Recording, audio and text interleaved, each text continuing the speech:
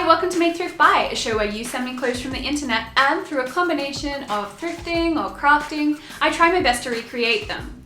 Today's challenge was sent in by Ariadne, who wanted me to try out this piano dress. The original was by Moschino and retailed for around $570, but it's now sold out everywhere. I also found a whole bunch of knockoffs around, from as little as $15 to around $50. But they all pretty much look like this, a black shift dress with a pleated piano motif all along the bottom. So let's get started. I started by thrifting myself a black shift dress.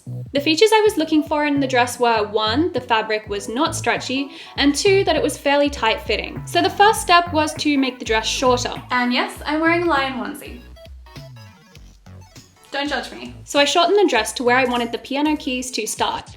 So in the end, I took about 4 inches off the bottom of the dress. Then, with the strip that I cut off the bottom of the dress, I cut it open and I measured its length. So this strip was about 38.5 inches. So I used this to then make some measurements for my piano pleats. So I realized that I had totally forgotten how to make knife pleats. So I had to first rewatch my own video on how to do it. Okay, so now I've remembered how to do the pleats. The bottom of the skirt was 38.5 inches. I added half an extra inch for good luck, or for seam allowance, and then I multiplied this number by 3. This gave me 117 inches. So I cut out a piece of white cotton fabric that was 117 inches long by 6 inches wide. Now, back to calculations. So I wanted 30 pleats in the entire skirt, so I divided 39 by 30, which equals 1.3. So on my long 117 inch piece of fabric, I'm going to make a mark every 1.3 inches along. So, just like in my pleated skirt video, I number each mark 1, 2, 3, 1, 2, 3, etc, etc. To make knife pleats, I pick up 1, bring it over to 3, and pin it in place. Pinch at 1, bring it over to 3, pin it in place, and so on, until the entire piece of fabric is pleated. Then I simply sewed the pleats in place by using a straight stitch and sewing in this direction. And I also overlocked and hemmed the bottom edge, which I just did by folding it up 1 inch and sewing over the top. Then I sewed down each pleat using a small straight stitch to about halfway down the pleat. This just holds the pleats down, holds them in place, and makes them look a little bit neater. And I repeated this 30 times for each pleat. And then I sewed the pleated fabric into a loop.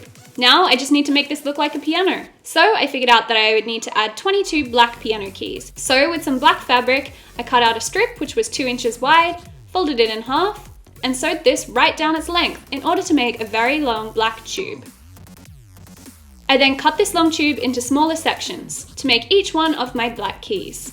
With each of these keys, I sewed one of the open ends closed. Then I turned this little tube inside out. Then I folded the remaining open raw edge down inside the key about 1 inch and I sewed over the top.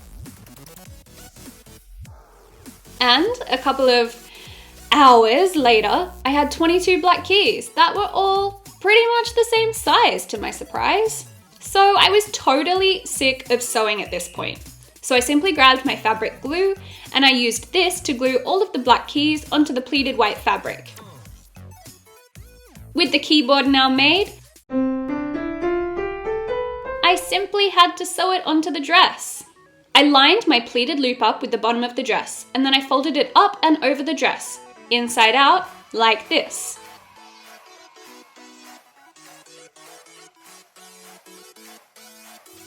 I pinned it onto the bottom of the dress, and then sewed it on all the way around the bottom of the dress, using a straight stitch, just like this. Then I unfolded the dress.